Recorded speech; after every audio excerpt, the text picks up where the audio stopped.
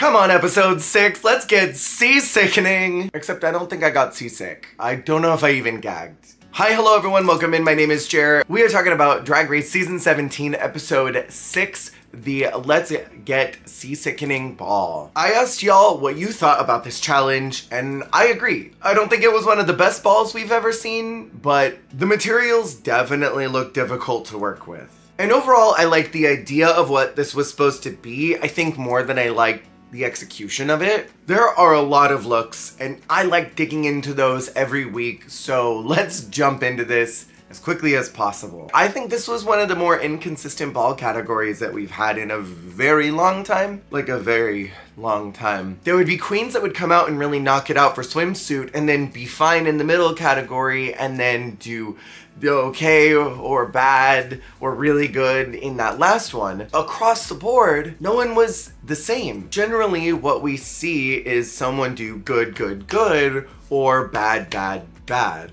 We don't normally see this severe up and down, so in my opinion, this was a sweeping victory for Ariete, because she genuinely did good in every single category. Not just good, great even. And in my notes, this was kind of a hard one to assess. For me, this ball was a lot like the season 14 Snatch game, or at least what they showed us, where there was one very clear victor and everyone else just was there. I think this could have been a situation where multiple people were in the bottom.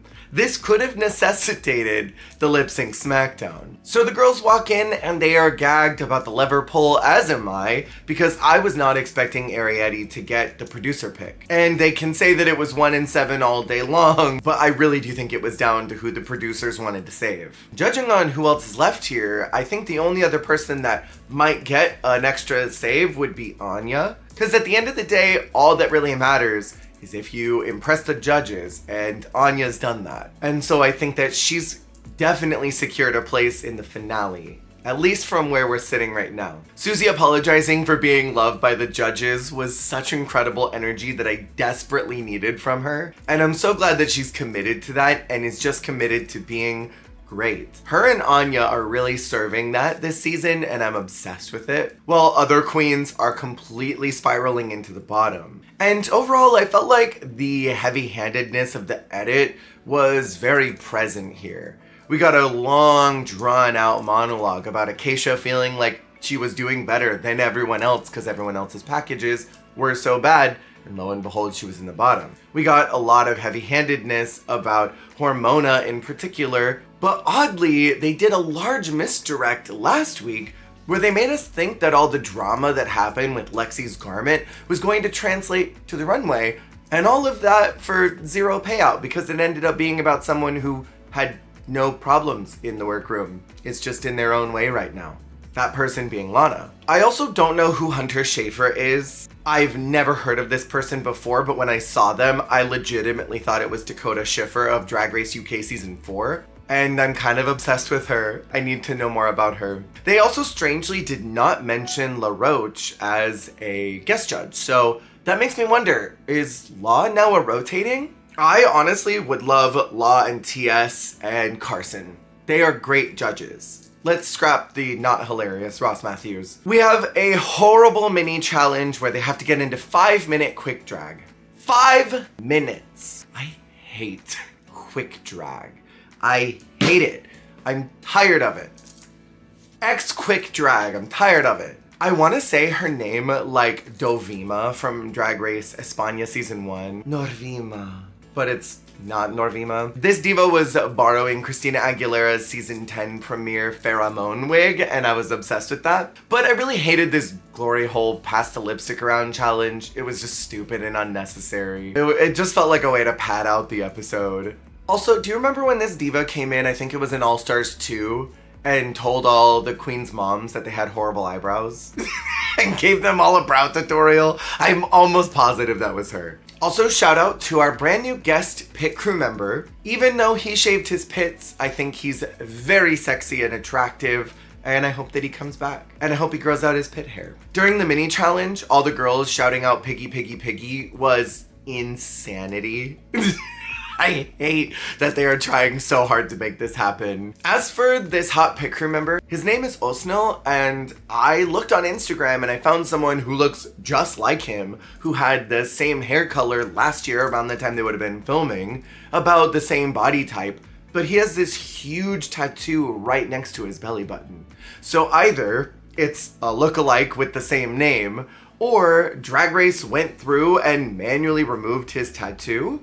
But also the guy on Instagram didn't post anything about Drag Race. It might not even be him. If anyone's got this guy's I want to follow him. Our main challenge is to do a ball. And I mentioned the other day that I love big balls, but I don't like big balls on Drag Race.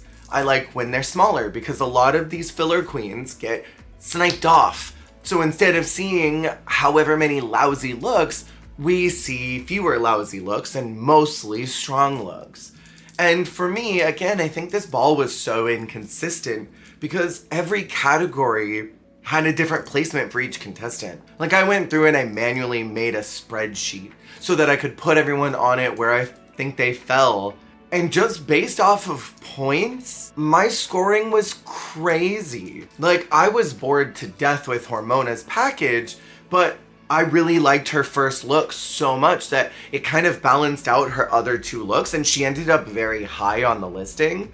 But that's not how I felt about her overall presentation. I didn't like it. But then someone like Jules kind of ended up in the middle of the pack because I really hated her first look, and that knocked out some of her point placements in the other two categories, that she ended up in like a low safe position. And so I don't know how the judges did this because, in my opinion, this was a rough ball challenge. And rough balls are no fun. So we have our very first category, which is bathing beauties. I love this return to form of going to swimwear because in a classic ball challenge like we saw in the very early seasons, it would be swimsuit, evening wear, homemade garment. And that goes right into pageant culture of swimsuit, evening gown, something of your country, something of your heritage, some type of pride look, or a bathing suit, cocktail, and evening gown. I love that. This return to form was nice, but I almost wish that it was something like Gone Cruising or resort wear, because I think it would have offered a little more of a POV. Our second category is Sea Creature Couture. I loved this category. I think this was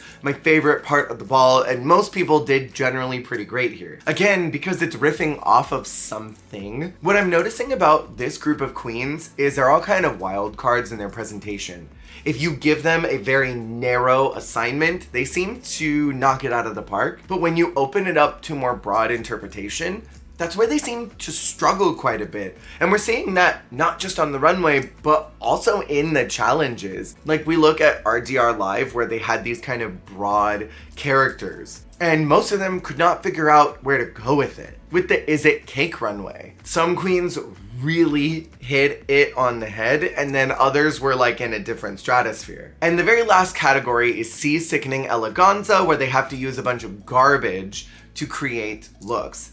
These materials looked wretched to work with, and I would not have wanted to touch them. From this, some sparks fly because Hormona is challenged that her silhouette is getting a little dull, and I mentioned last week that I was getting bored. So I'm glad that Ru's finally addressed this, and that ended up biting her in the butt because this silhouette is just too familiar for her, and she even said herself that she does the same thing over and over and over again. That versatility is really needed for Drag Race, and she just didn't have it. It was her time to go. And Ru was stirring the pot with the group, asking if Arietti was feeling confident and potentially even trying to stir some more seeds of doubt in there, telling Lana that the judges almost put her in the bottom, probably to get in her head so that she would spiral more, because she already feels embarrassed, and she mentions later that she's not feeling good about what she's doing on Drag Race. And I feel like Ru was just like pushing her off the side of the cliff. During the construction point, Lexi's dress gets messed up by Arietti and by Anya because she put her tarp outside to dry where every other material was, so it looked like it was supposed to be out there to catch paint. that wasn't the situation. And this turned into a whole thing, which even Jules said during her viewing party, that this went on for extra hours, that production had to come in and mediate for hours and everyone had to stop working. I am not here to judge anyone's behavior, only to commentate on it. Anya's reaction to this,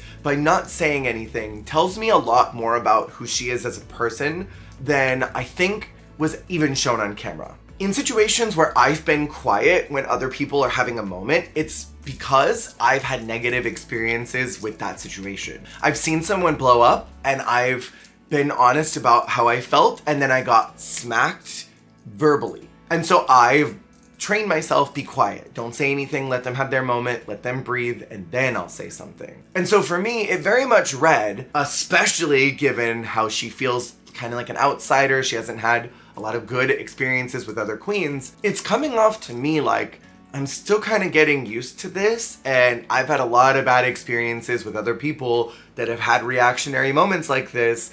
I do not want to get shoved into something that I'm not emotionally or mentally ready for, so I'm just gonna keep my mouth shut. My biggest problem was her just smirking in the corner like a kid whose mom came in and said, "Who ate the cookies?" And you're just like, "Not me." That was maybe not the best response, and I hope that the fans are kind to her about that and don't lead to any disgusting comments about who she is as a person. Because I don't think we should judge anyone in the moment, but we can certainly comment on the behavior. To me, it's coming across like damage has been done and she's just being careful to protect her peace. I don't think she was trying to be malicious by not saying anything. And I understand where both of them are coming from. Lexi's outfit getting ruined would really upset me, and Anya not wanting to own up to it right away, I understood. They're both coming from their own places of hurt and pain.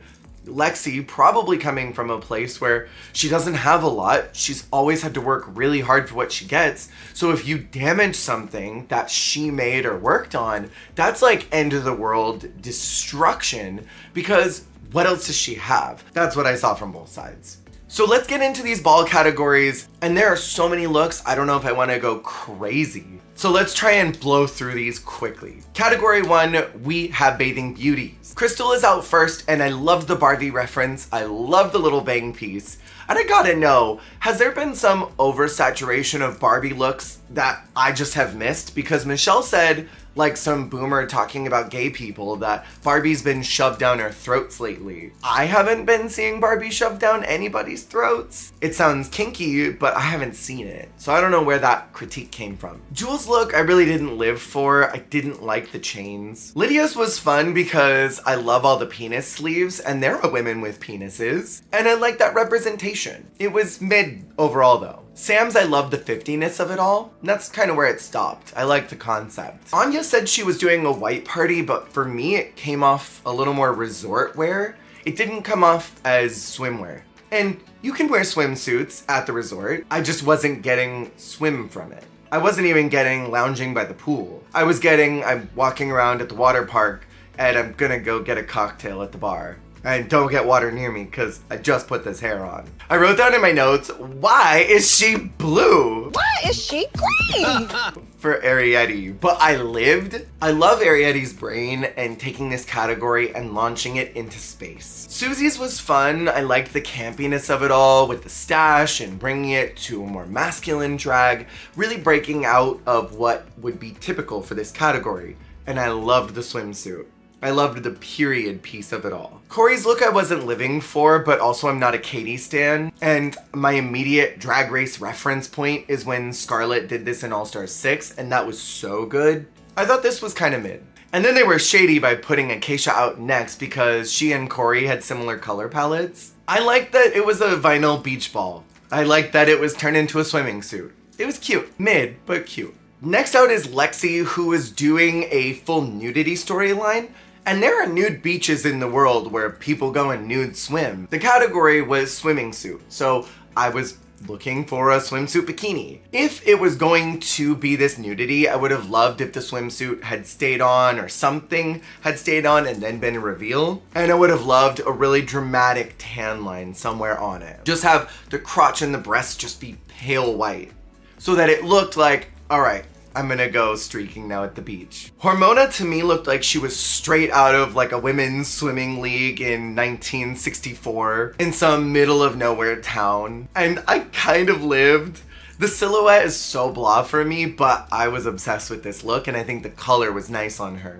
And then Lana came out and her body was tea, but I hated the swimsuit.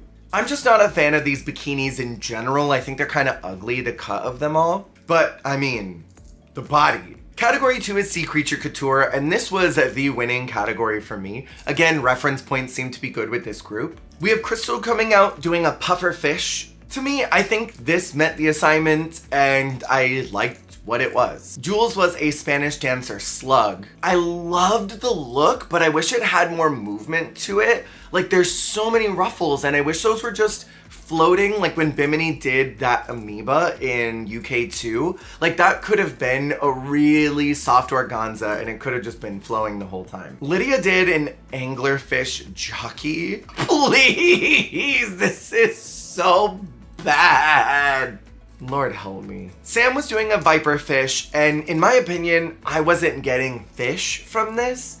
I was getting sea trap. I was getting those cages you put in the bottom of the ocean to catch a lobster. Anya was doing an African sea star, and I saw the vision. The colors were really nice, and the spikes were really nice. I wasn't like obsessed with the hips, but I think I understand why they were there for the shape of the garment and to portray a sea star. I wish the hair was spikier. Arietti was doing a lionfish, and I love to watch those videos on TikTok where people go and smack them with those poles and put them in that vacuum garbage can and swim away with them because lionfish are horrible invasive species. She had the look perfect in the makeup, and the fact that in 30 minutes or less, she was able to swap from that blue to lionfish makeup is crazy impressive. Stunning look. Best one of the night. Susie was doing a coconut shell octopus. I really loved the hair. I think the interpretation of that was great for this look. I loved the shape of the tentacles. This was very high fashion and couture. Corey was doing a mandarin fish, and in my opinion, this is the best that Corey has looked all season. I love this silhouette on her, and I want to see more of this variety.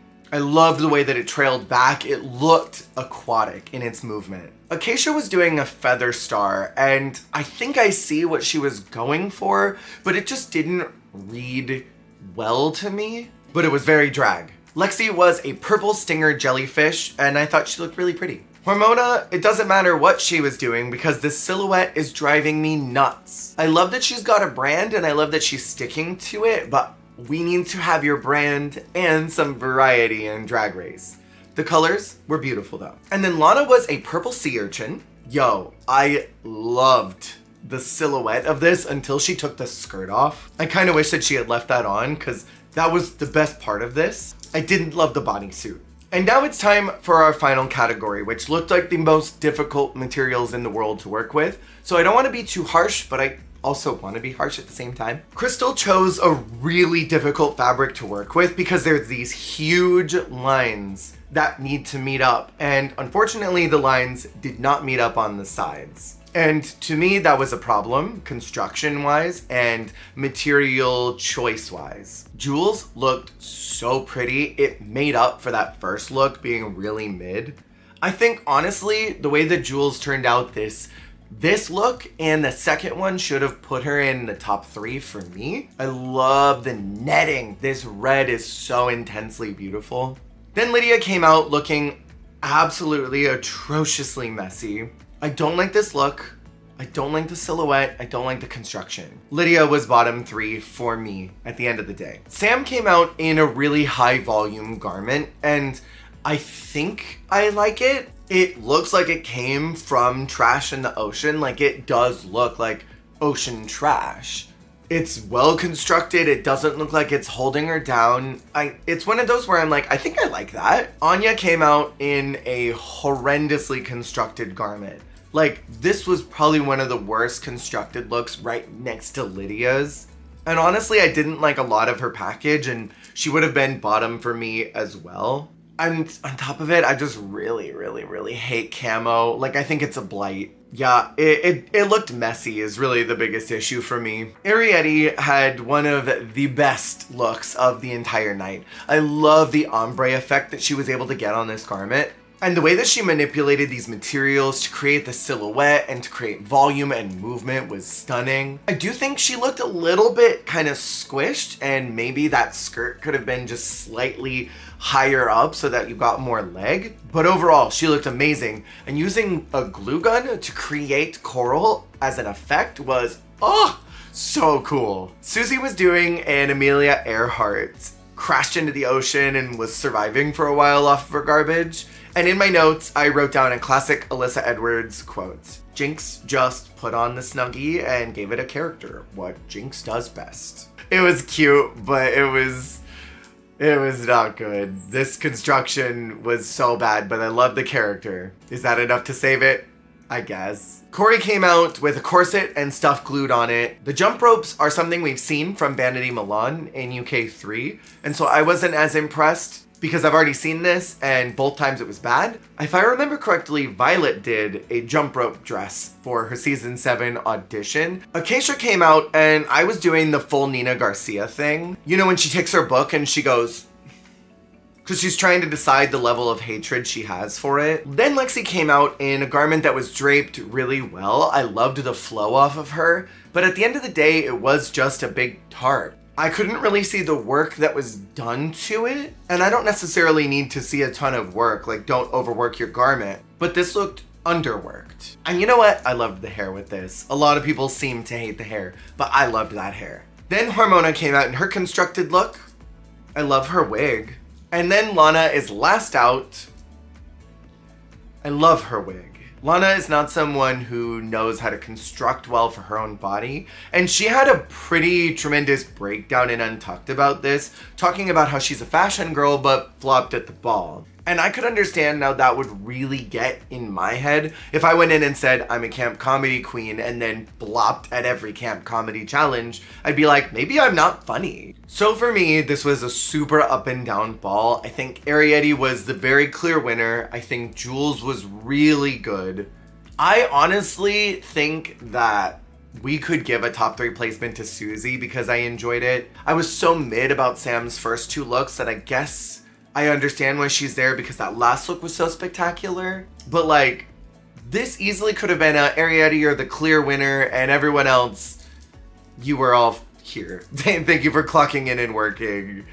We don't need your labor today. We're gonna send you home. And during Deliberation, Michelle went on this rant that bubbles are not drag. And I'm not here to be a Hormona Lisa defender because I do think this was her week to go. But I find it very interesting that Michelle Visage would say that bubbles are not drag when, if I remember correctly, Scarlet Envy in season 11 won the Go On Girl Get the Hell Out challenge, Wakanda Forever, because she, one, did great in the challenge, but also did bubbles on the runway, which that guest judge praised her for doing, which no one had ever done before on Drag Race. And that is such a weird thing to harp in on and leave in the final edit when there were plenty of other things that could have been zeroed in on with Hormona's package this week. Ariete is the very deserved winner of the ball, and I'm so happy that she got it. Acacia is called safe, which I was gagged by because based on the edit, I thought she would be bottom 2. But instead, we have Hormona and Lana. And honestly, Lana got such a strange edit this week. She was almost not featured. And I feel like exactly what I said last week. Her resistance to being real on reality TV is biting her in the butt. And that is hurting the final product because we're getting a lot of dissonance with who she is as a character. She's getting like a Robin Fierce treatment where she's giving us nothing, so the editors are giving us nothing. And so when she's in the bottom, it's like, but we didn't really get a lot of story from her. It's because she's not really opening up, and that's gonna hurt her TV trajectory, I feel. They lip synced to Get Him Back by Olivia Rodrigo, and I didn't know this song, I've never heard it before. Maybe that makes me a bad gay for not knowing Olivia's music, but I thought it was kind of a mid song to lip sync to. There were some nice beats, but overall it was mid. There are definitely other songs that could have been more under the sea themed or more water themed that would have been, I think, more interesting to put here. And in my opinion, Rue looked bored pretty much the entire time. Like, she looked like she was ready to clock out and go get her coffee enema. And when the lip sync ended, it was like, oh, I woke up. Same energy that she had during Lana's original talent show performance. Like, she was dead until it ended and then was like, oh my god, it's over. Hormono, I think, was serving her own unique kind of glamour, and I liked what she was doing. It was very similar to Delta lip syncing to that bangle in season 3, where it was just like the performance was all here, but not really to anybody else. Where Lana was giving us some good moments. And next week is Snatch Game, and I am so nervous. Based off of RDR Live, I don't think this is a group of improv queens, and so I'm a little worried what an improv challenge is going to look like for them. We'll see. What did y'all think about this episode? Let me know in the comments below, and I will see y'all on the flip.